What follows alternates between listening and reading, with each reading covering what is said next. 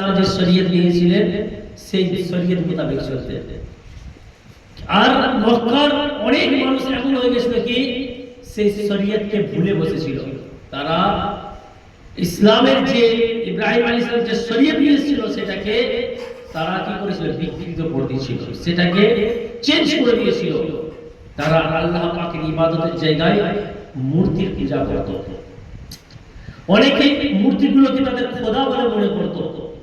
গাছগুলি, চাঁদকে, কেউ সূর্যকে, কেউ তারাকে, কেউ পাথরকে পুজো করত।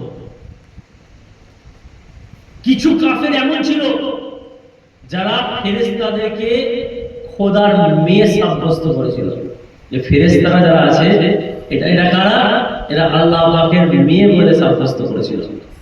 কেমন বদতরিন আকীদা দেখেন তো। এগুলো কি আরবের বুকেতে চলছিল। বলছে খোদার মেয়ে বলে তাদেরকে পুজো করত।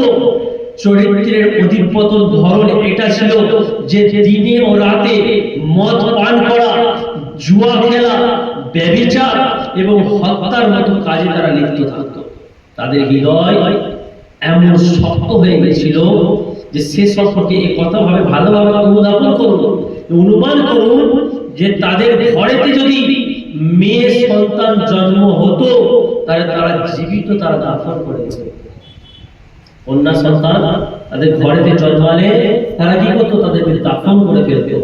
অনেক সময় মানুষদেরকে জবাই করে তাদেরকে মূর্তির উপরে উপহার দিত।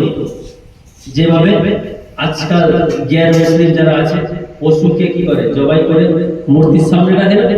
তো তখন তাদের ধারণা এমন ছিল কি মানুষকে জবাই করে তাকে সাজে গুজে গয়না কাটি করে তাকে কি করতো, জবাই করে মূর্তির সামনে উৎসর্গ করতো, যে এটা আমাদের খোদা, আমাদের প্রতিপালক, তার জন্য উপহার।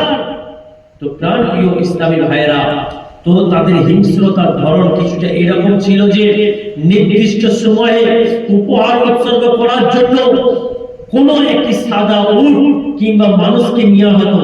অতঃপর তাদের পবিত্র স্থানের চারপাশে গান গেয়ে গেয়ে 3 বার তওয়াফ করতো, ঘুরতো।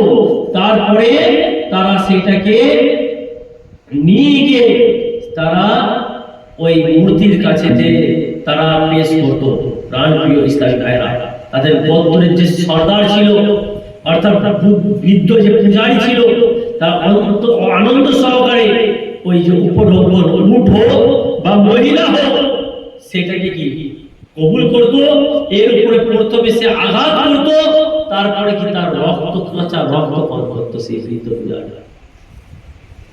প্রাণপ্রিয় ইসলামী ভাইরা, এরপর উপস্থিত লোকেরা ওই সাদা উট কিংবা মানুষের উপর ঝাঁপিয়ে পড়তো এবং তার মাংসকে টুকরো টুকরো করে কাঁচাই তারা খেয়ে ফেলতো।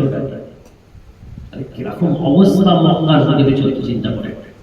তো প্রাণপ্রিয় ইসলামী ভাইরা, শুধু আরবের সাথে এটা নির্দিষ্ট ছিল না, শুধু যে আরবেতেই মক্কার কাফেররা এরকম করতো তা নয়, বরং দুনিয়াতে যত মানুষ বাস করতো তাদের রবের সঙ্গে সম্পর্কটা কি সবাই আলাদা আলাদা ধরনের ছিল।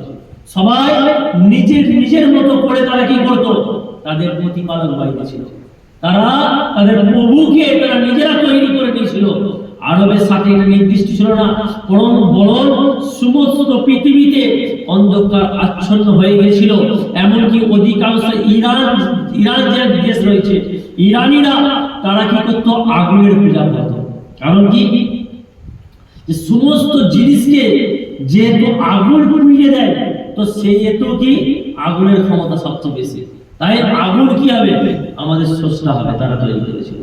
তাই তারা সারাক্ষণ আগুনকে জেলে রেখে দিত, আর বছরকে বছর সেই আগুন জ্বলতে থাকতো, যে আগুনের শক্তি সবচেয়ে বেশি। তো তারা আগুনের পূজা করতো এবং নিজের মায়ের সাথে মিলন করতে তারা ব্যস্ত থাকতো, মায়ের সাথে খুব গর্ব করতো। অধিকাংশ তুরস্কবাসীরা, তুর্কির মানুষেরা রাত দিন গ্রাম সমূহের মধ্যে ধ্বংস করা, লুটপাট করাই লিপ্ত ছিল। মূর্তি পূজা করা, লোকেদের উপরে অত্যাচার, নির্যাতন করা তাদের অভ্যাসে ছিল। হিন্দুস্তান যেখানে আমরা বাস করি, এই হিন্দুস্তানের মানুষেরা মূর্তি পুজো করা, নিজেকে আগুনে জ্বালানো ব্যতীত কিছুই জানতো না। তাদের যদি কোনো ঘরের মধ্যে কোনো ব্যক্তি মারা যেত, তারা কি করতো, সেই তার যে মহিলা, তার যে স্ত্রী, তাকে জেলত সেই চিতার মধ্যে তারা কি ফেলে দিত। এইরকম হিন্দুস্তানের অবস্থা ছিল। চতুর্দিকে যখন কুফরি, অত্যাচার এর মেঘ অন্ধকার আচ্ছন্ন ছিল, কাফির লোক ওষুধ থেকে নিকৃষ্ট হয়ে গেছিল, সেই সময়তে এই বিশ্বব্যাপী এই অন্ধকারের মধ্যে নূরের ফায়কার, সমস্ত নবীগণের সরদার, উভয় জাহানের মালিক ও মুক্তার হুজুরে পাক সাল্লাল্লাহু আলাইহি ওয়াসাল্লাম, তিনি কি এই দুনিয়াতে তাশরীফ নিয়ে আসেন।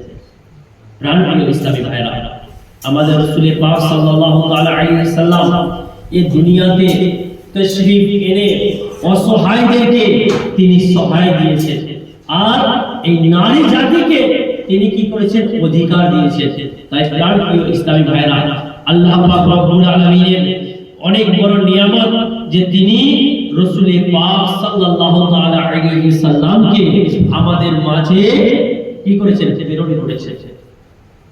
আজ যারা ইসলামেতে কি নারীর অধিকার বলে আজ সমাজের মধ্যে চিৎকার করে, তাদের কাছে ভালো করে আমরা যদি রিপোর্ট নেওয়া হয়, জিজ্ঞাসা করা হয়, তো পাওয়া যাবে এটাই যে নারীর অধিকারের কথা তুমি বলছো, তো নারীর অধিকারের ব্যাপারটা তুমি পেলে কোথায়?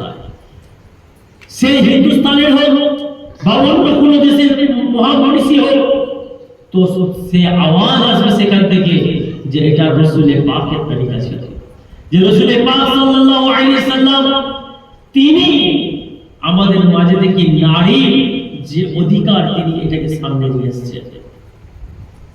প্রাণপ্রিয় ইসলামী ভাইরা,